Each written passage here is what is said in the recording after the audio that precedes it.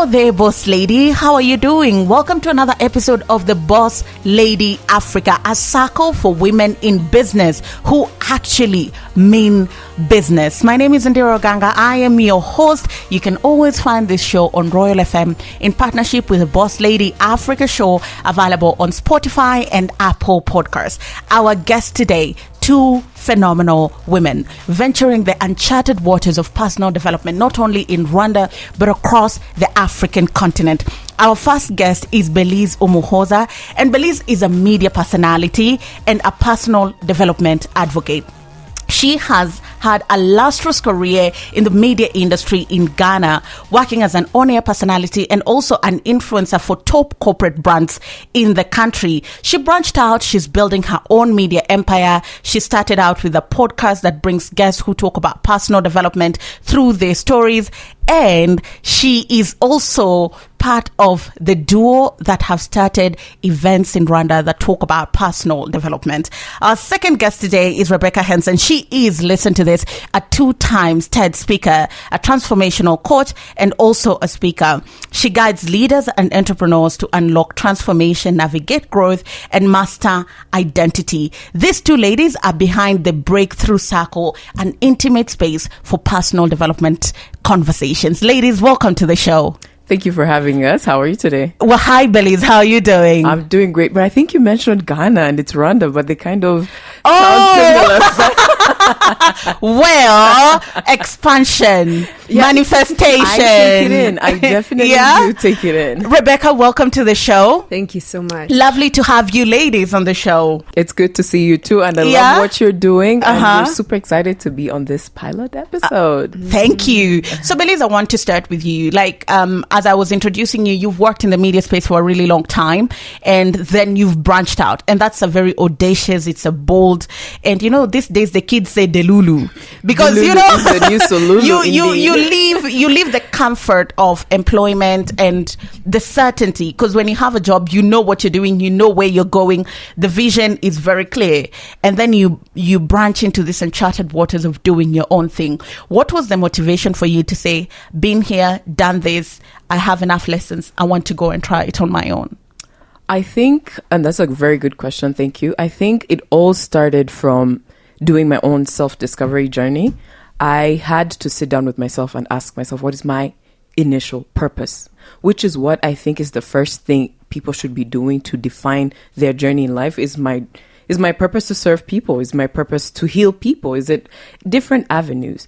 So I realized that my purpose was to use my voice to help people amplify their perspectives on things related to personal development. A little bit of a background story. I had episodes during COVID where I had a dark time. I went through, they call it depression, but I figured out that I just didn't have an identity yet. So I delved into the world of personal development. I read several books and I started just doing snippets of what I'm learning gradually. And I got so much good comments from it. People were resonating with it. And I dug deeper. I just went into the world of personal development.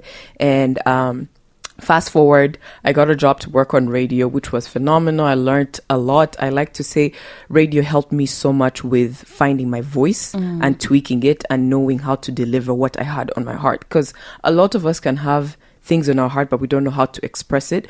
So I came on radio and it taught me that. And I just had an urging feeling to say, let me just create something like a podcast for myself that is called Be Wise Podcast. It's available on Spotify and all platforms.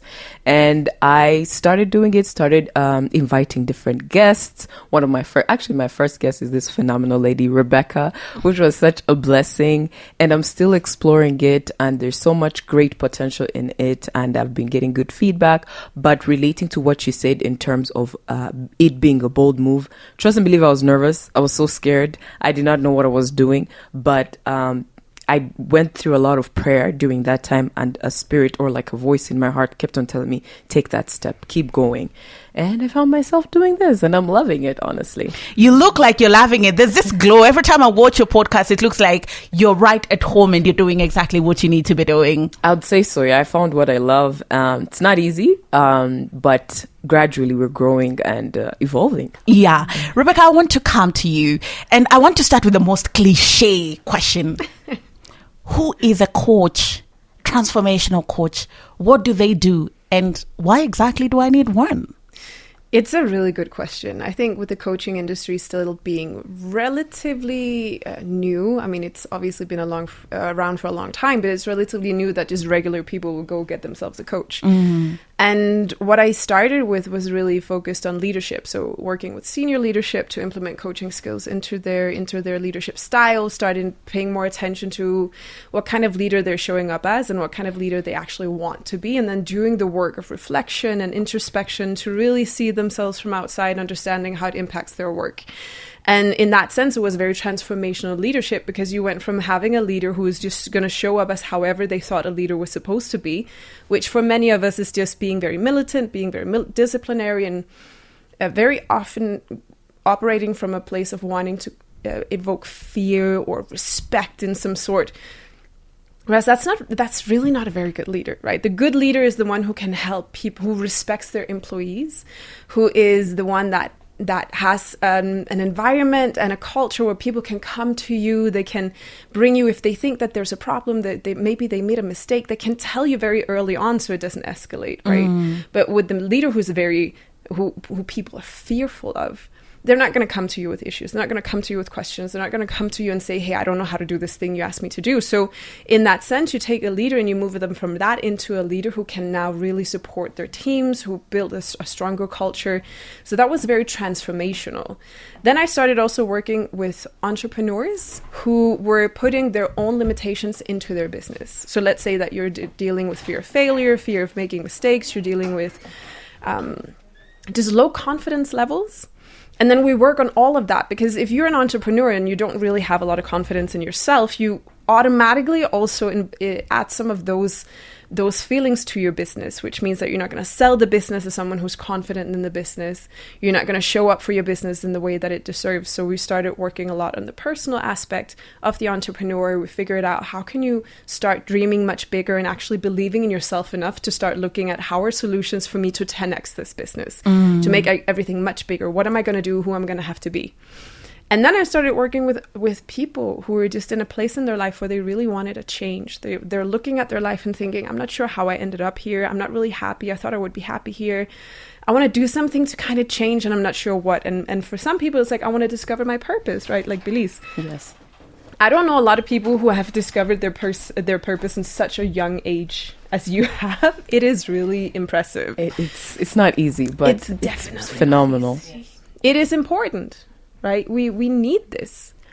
And what people do is that they spend so much time in their life trying to think their way to their purpose. They think, if I just think really hard, if I pray really hard, my purpose is going to pop up out of nowhere and I'm just going to know what it is.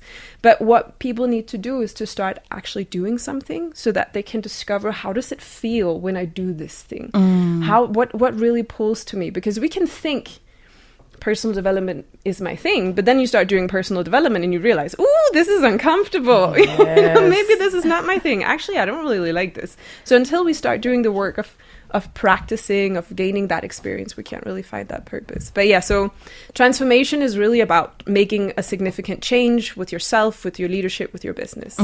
I want to follow up with, where does that disconnect come? Because when someone like Belise, who was starting her own podcast, when you're putting together the vision and the mission and what you set out to do, it's like there's always a lot of clarity and you're excited about it. I've been there myself several times.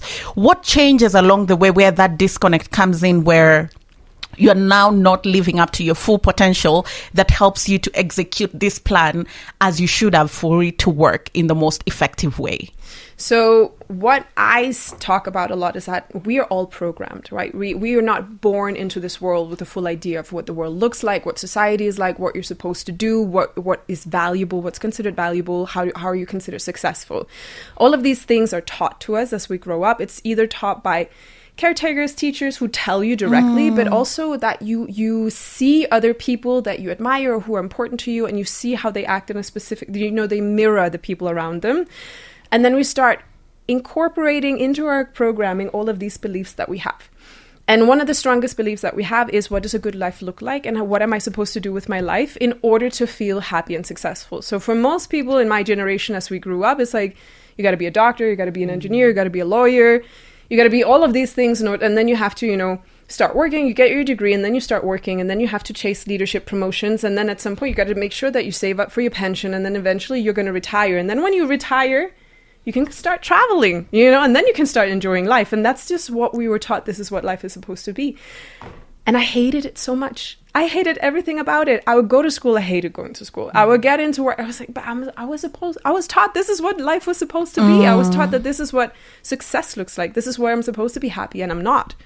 So at some point, you have to realize that we have an idea of what success looks like. We have an idea of how do we have to live our lives in order to be happy. And when that doesn't work, we need to do the work of dismantling all of these ideas that we have around success and we have around happiness, and we need to figure out what actually makes me happy. And now we have to do some of the work that we've been told we should never do, was actually connect with our feelings and our emotions to figure out what even brings me happiness. I talk to so many people, they don't know what they're passionate about. Because they've always been told you need to engage in your life through your head. You need to cut off your emotion. You need to drown your emotion. You need to not be connected to your emotion. How can you know what you're passionate about, what makes you happy, if you drown your emotion? You just can't, right? So there's a lot of work for people to do to start really disconnecting from their heads a little bit, because your head is your programming. All of your thoughts is your programming. All of your thoughts is what you've been told your whole life. This is what you're supposed to think and do. And now, if you want to really connect to yourself, you have to let your head go for a little bit and start, what do feelings actually feel like? What actually makes me happy? What does happiness even feel like? So there's that, and that's also a very transformative experience, because all of a sudden you realize, I've been spending my whole life doing this, but actually what I love doing is over here. It's in a completely different direction. So, and now you need to build the guts and the courage to start walking a different path that is different from what you've been taught your entire life that you're supposed to do. Belise, how was that for you? Going against the tide, because to venture out and be your own person, be your own boss, but also be your own employee, and have this weight, whether it works or not, that's the new. And then fighting the definition of what success is according to society and what you wanted success to be for you. I like how Rebecca put it, that majority of us are programmed.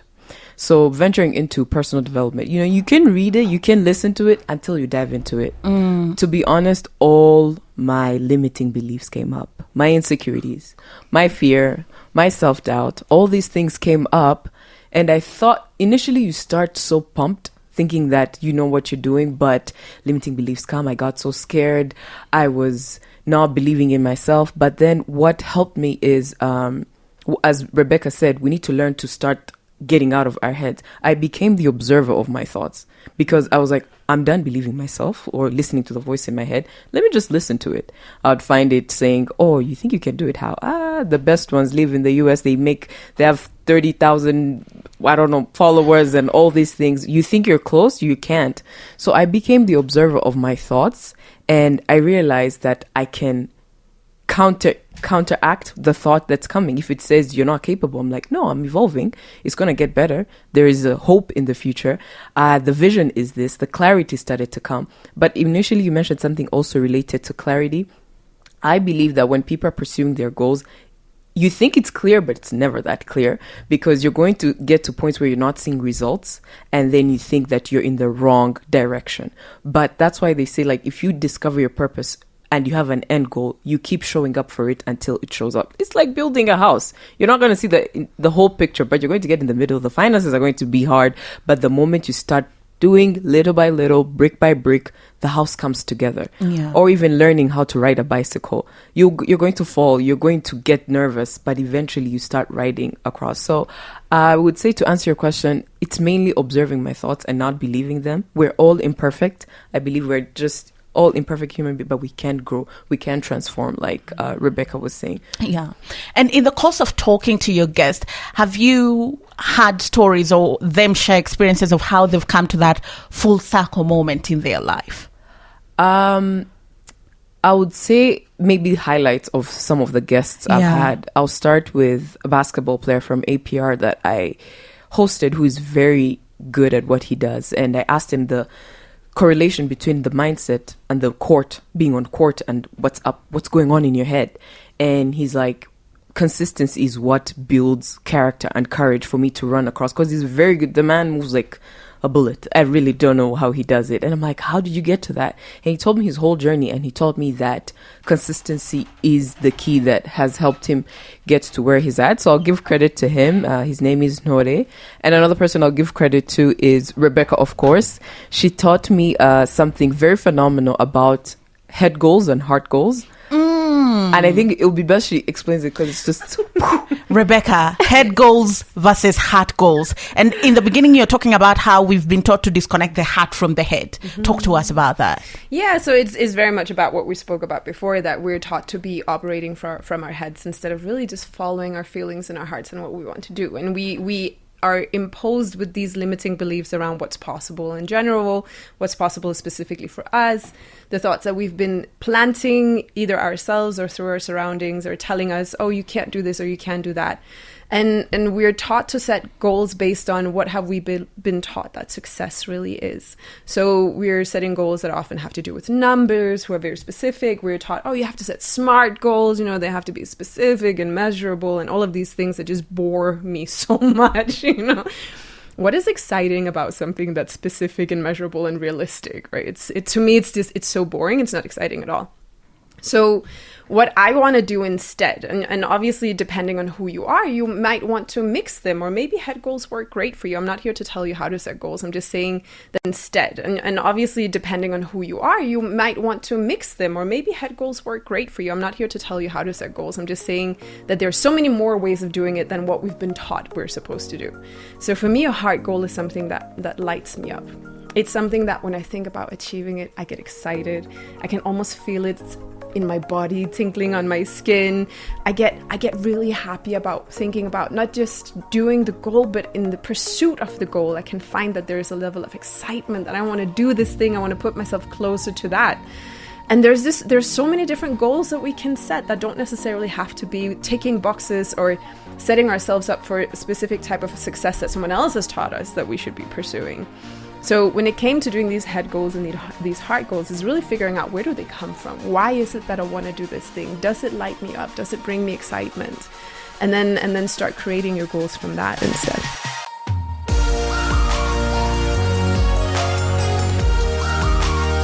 And how do you create the balance? Because I speak from a point of view where you get this experience, particularly with that societal conditioning, where these goals have been over-glamorized. Like when you go to a good high school, you'll be really happy. Then you get to the good high school, they're like, nah, forget it. Campus is where the real joy is. Then you get to campus, they're like, this is just a placeholder. Once you get your job and your first salary, that's when you'll know the true joy of life. Then government takes half of your salary in taxes, and you're like, where is the joy in all this? And you realize, at least for me, I got to a place where I thought, what a waste of my life. Because the people who were looking from the outside in, oh, she's ticked everything on her box. But for me, it was like a really dark day. That day I had COVID. I thought, like, this is going to end. And I said, what an actual waste of my life. Because what have I been chasing? It's like in that last moment, all that doesn't matter. So how do you blend these really hardcore goals that do not necessarily have any joy in pursuing them, but maybe the end result is really necessary? You have to put a roof over your head, but also goals that are gratifying. Yeah, I think we're taught that we have to create goals based on our career, which it makes sense. I mean, obviously a career is a really big part of our lives, but it doesn't have to be the only thing that we set goals from. We can set, like, one of my goals for this year is to buy a night for myself at the Eagleview Lodge at the Penthouse, and then spend an entire evening and morning just sitting in the jacuzzi on the porch and reading a book by myself, for myself. That's one of my goals that I put on my list. And I have a lot of goals on my list. As I mentioned to you earlier, I haven't had alcohol in 3 years. And one of the things that I had put on my goal was to celebrate with champagne, because I just kind of feel like having a glass of champagne once in a while. And the fulfillment of that literally was served to me on a silver platter. I didn't do anything to do it. I put it on a goal and it happened, and I got so excited. And it helps you create a year that's just so full of memories, right? Because imagine how you can look back at your year and you can say, I wanted to do these things and they happened. I put something, I was like, buy new gym shoes. And then I scratched out the buy because I'm like, who am I to say how I'm going to get these, gym shoes? I wrote, get new gym shoes. I went to a clothing shop swap with a couple of friends and I walked home with a new pair of gym shoes. And it was like, that would have been such a different experience if I hadn't told myself I'm going to do this, right? So setting goals that are just small and exciting, and then you can have big ones. I want to travel to Paris, right? That can be a goal. That doesn't necessarily have to do anything to do with your career. You can use your career to fulfill your goals. But when your career and your goals are the same thing, it becomes really hard to find excitement in it. Because honestly, how many people are that excited about their work? For me, I've been blessed. I do things that I absolutely love. But I also had to continuously make decisions throughout my life that people were like, what are you doing? Rebecca, you can't just, quit your job and pack your bags and buy a one-way ticket to Rwanda and not have a plan for how you're going to stay there. I was like, well, I have 3 months worth of savings. I'll work it out or I'll go back. I'll figure it out, and people are like, no, you can't do that. What are you doing? You're insane. Yeah, but I think I've had a much more interesting life than a lot of people who stayed at home, so... Yeah. Take the risk, take the plunge. Yes. And just talking of taking the plunge and taking to the next level, you've elevated the podcast not just from a place of intimate conversations, but also making that conversation bigger and inviting other people into the conversation. Those of us who sit behind the mic, it's me and the guest talking to you, but you've created a platform where now the audience can be a part of the conversation in really intimate spaces. Talk to us about the Breakthrough Circle. So the Breakthrough Circle, I can't take all credit. It was mainly Rebecca that inspired us to start it because we realized that the things we were talking about are actually very crucial, but we don't feel that community, that part of people being together. So we decided to come up with the Breakthrough Circle. We had our first edition, which was last month, and it was great. And we did talk about goal setting, having the year that you want, and it went well. We do have another one coming up, but the goal of having this Breakthrough Circle, in my opinion, is to just have a community of people that can elevate, especially their mindsets, because I believe the first limitation that we face in life comes from the way we think. It's come from all these beliefs. So if we can have like a community where we have such conversations, which we don't have right now, I think it would be great. So that's why we came up with the Breakthrough Circle. Maybe in terms of transformational leadership, what aspect do you want us to add to the Breakthrough Circle from your perspective? I love that it's the community part and it's free, it's open. But in terms of learning, what would you like people to learn? So one thing that I noticed after really getting into more coaching where regular people could also they wanted to come to me and they wanted to have conversations with me. When I first moved here, when I first started doing the coaching work, I was focused very much on corporates and on entrepreneurs because that was what made sense. And people would tell me regular people, they are not really interested in this. It's not really a big deal for them. And every single time I would have a conversation with someone who's like, I feel so alone because I'm doing this personal development work. I'm reading about it. I'm studying, and I don't feel like anyone around me are doing the same work, have the same interest. And it's really hard to be on this journey and feel so alone with it. And I would have this conversation with so many different people who would all say the same thing. I'm on this journey on my own by myself. And I was like, listen, we need to bring all these people into a room together and form these friendships and connections, because there's actually so many people in Kigali, in Rwanda, who are interested in personal development, who want to go on this journey, who can see themselves in what we're talking about. So it was very much about the community, absolutely. Letting people feel like they're not alone, letting people feel like they can come to a place and have conversations and share their reflections and talk to each other and say, this is what helped me, because when you're on this journey, you want to share what your heart is as well. You don't want to just, sit and listen to other people. And I feel like also very often when we have events in Rwanda, it's like there's a panel discussion, there's someone who's being interviewed, and then, you can see from people, they want to share, they want to talk, they want to be involved. But every time someone, okay, we have 30 seconds for questions. Make sure you keep it short. And you have someone, I don't have a question, but I have, a comment. And everyone's like, So can you not come with a comment? We've been told it's supposed to be questions. But if the whole event is about, let's share, let's reflect, let's bring all of you together and let's listen to each other, then it's almost like we have more of a permission to take part of it, right? And I really wanted to create this space where we can have different focus areas at every event to really talk about something specific, but bringing it all back to a level of personal development and transformation and building a life for ourselves that we really truly love. Because as you said before, we have this one life. Do we really want to feel like at the end of our life that we've just wasted it by doing things that other people told us to do? Yeah.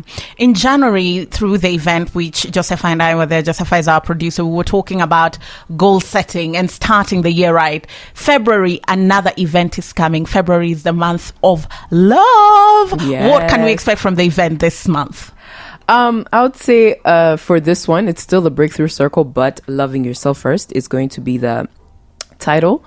I would like to say that we live in a world full of external validations. We have a world full of we become insecure because we like to compare ourselves with different people, but the true happiness, the true confidence comes from loving yourself. I did not know how to love myself until I actually went ahead and had to learn it. So it being learning through books, reading and research and so much, and of course cultivating what I'm doing wrong to not show up for myself and help me align my goals and my vision and get to where I want to be. So I think what people should expect from this is practical advice and strategies, or I don't like to call it strategies, but maybe tools you can implement on a regular basis so that you fully are in control of your life, loving yourself, which of course comes with the confidence you get that comes after it through what you do and all of that. So that's mainly what people should expect. Maybe you can add a thing or two. Yeah. And while you come in, I also want to know, because love has always been perceived as this very monolithic thing where love comes from probably a romantic partner, and we forget how multidimensional love can be. So talk to us about just the complexity of love in itself, and if it's done right, in what other ways does it show off in our life? So good. So there's a very common expression: if you can't love yourself, you can't love somebody else. I like to say, if you can't love yourself, you can't love your life, right? Because if you can't love yourself, you very often have this idea of yourself as not being good enough, not being able to do things, and you end up keeping yourself very small. You end up just doing things because other people told you to do them in pursuit of external validation because you don't know how to validate yourself. And if you can't be the kind of person who goes and lives life for you, there's going to be a limit to what you can achieve. There's going to be a limit to creativity. There's going to be a limit to the risks that you're taking, the chances that you're taking. And that is really where loving your life lives, right? When you're able to do something that is just expansive for yourself, when you have the guts and the courage to go and really bet on yourself. You can't do that if you don't love yourself. And it's very true. It's really hard to, I struggled a lot with self-love. I went through depression and eating disorders and social anxiety, and I really had a lot of struggles with my mental health and my emotional health for the first 2-3 decades of my life. And what really changed for me when I thought I knew how to love other people. I thought I loved other people so much and so hard. But not until I really started loving myself did I see I wasn't loving them really. I was depending on them for validation, and I was almost pouring too hard into them in that kind of attempt to have any level of reciprocation. And that's also, I couldn't relate to that expression that say, if you love someone, let them go. Because it was, how would let someone go if you love them so much? Because I was clinging so hard to them. But I've come to realize, the more that I'm loving myself, is that loving other people is also respecting them and who they are, and letting them show up in the way that they show up. And if the best thing for them is to go somewhere, you need to let them go and do that thing. That is what true love is, right? So you're absolutely right that love is very complex. Love is a really grand thing. Most people don't know how to love at all. They have a desire that needs to be fed through something that comes by getting something from someone else. That for me is not true love. True love is when you're able to let go of control, when you're able to let go of resistance, when you're able to let go of all the things that you want someone else to be, and you let them be themselves, even with all of their faults, all of their mistakes. And that's how you need to be able to love yourself as well, right? We make mistakes. We're not perfect. None of us are perfect. And if we think that we can only be lovable if we're perfect, then we will never be loved by ourselves or anyone else. So when it comes to truly loving ourselves, it's about really being honest with ourselves as well. If we can be honest with myself and say, you know what, I want to do this thing, but these are all the things that I am and who I am and what I do that is actually standing in the way of that. Let me be so honest with myself that I still love myself with all of the criticism that I have for myself.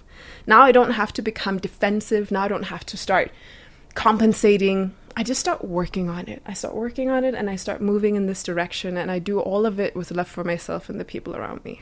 Belise, first of all, give us the details of the event, because Rebecca has teased it so well. I'm already sitting there listening to her. Rebecca is always wearing power suits. Anytime she's on stage, she shows up and shows off in a power suit. So I've already seen her in that power suit. Yeah. I just need to know, when is the event, where, and how can I get the tickets? Because I'm already there.